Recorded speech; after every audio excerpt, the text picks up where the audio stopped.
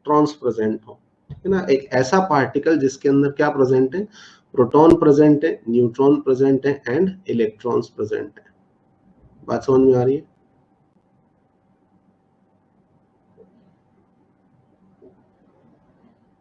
कुछ लोग बोल रहे हैं sir it is very basic, अभी जब क्वेश्चन करने लगेंगे ना एक दो लेक्चर के बाद उड़ते फिरोगे, फिर यही बोलोगे कि सर इसमें एटम कैसे निकाल दिया, इसमें वो क्यों नहीं निकला, इसमें वो क्यों नहीं निकला।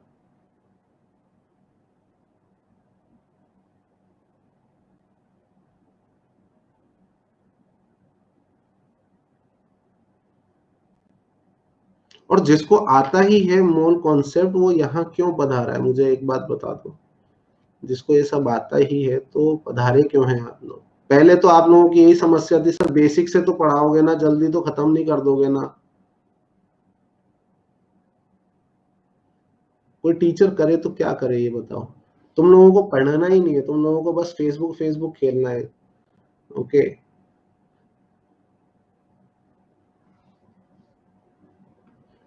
इसको व्हाट्सएप समझ रखा है आप लोगों ने। तो an atom is a particle which consist of only सब एटॉमिक पार्टिकल्स, ठीक है ना। इसमें से जो प्रोटॉन न्यूट्रॉन होते हैं वो तो कहां पर प्रेजेंट होते हैं, न्यूक्लियस के अंदर प्रेजेंट होते हैं, और इलेक्ट्रॉन्स जो हैं वो कहां पर प्रेजेंट होते हैं, अराउंड द न्यूक्लियस होते हैं, ठीक है ना। Protons and neutrons, protons and neutrons are present in the nucleus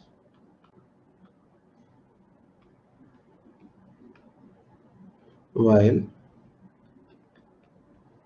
electrons are present outside the nucleus. और वो कैसे सिचुएटेड होते हैं वो पूरा का पूरा पार्ट अपना अगले चैप्टर के अंदर आता है, ठीक है ना। वहां पर हम लोग देखेंगे किस तरीके से एटम की डिस्कवरी हुई और उसके अंदर इलेक्ट्रॉन प्रोटॉन न्यूट्रॉन को सिचुएट किया गया, ठीक है।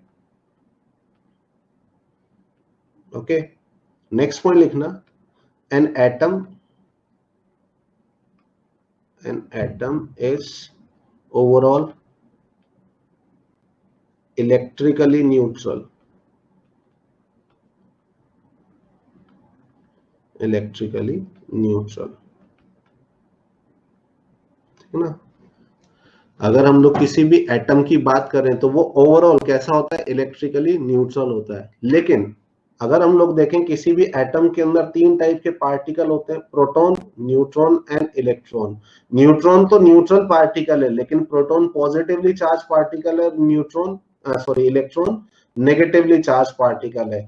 तो अगर ओवरऑल इलेक्ट्रिकली न्यूट्रल है तो इसका मतलब क्या हुआ कि इन एन एटम क्या होना चाहिए, total positive charge, total positive charge किसके इक्वल होना चाहिए, टोटल नेगेटिव चार्ज के इक्वल होना चाहिए। और अगर total positive charge is equal to total negative charge तो इससे क्या सजेस्ट होता है अपने को, देखो अपने को पता है यहां पर अभी अभी हम लोगों ने लिखा था कि चार्ज का जो मैग्नीट्यूड होता है on one electron and one proton कैसा होता है, इक्वल होता है। एंड टोटल पॉजिटिव चार्ज और टोटल नेगेटिव चार्ज ये भी अगर इक्वल है तो इसका मतलब क्या हो जाएगा कि in an atom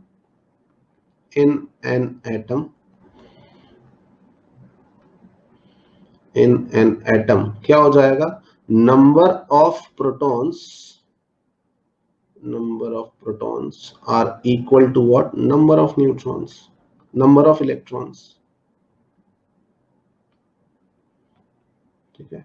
number of protons are equal to number of electrons, तभी जाकर क्या होगा कि टोटल पॉजिटिव चार्ज किसके इक्वल आ जाएगा, टोटल नेगेटिव चार्ज के इक्वल आ जाएगा। ओके, तो ये चीज अपने को याद रखनी है कि किसी भी एटम के अंदर number of protons and number of electrons कैसे होते हैं, इक्वल होते हैं, ठीक। लेकिन वो होते कितने हैं तो उसके लिए नेक्स्ट एक प्रॉपर्टी डिस्कस करते हैं हम लोग एटम का। एटम का डेफिनेशन समझ में आ गया अपने को। जो भी आपका डाउट आता जा रहा है वो अपनी कॉपी के ऊपर लिखते चले जाओ, मैं आपको बोल रहा हूं कि डेफिनेटली वो थोड़े टाइम के बाद ऑटोमेटिकली क्लियर हो जाएगा, ठीक है ना। कमेंट बॉक्स में लिखने की जगह आप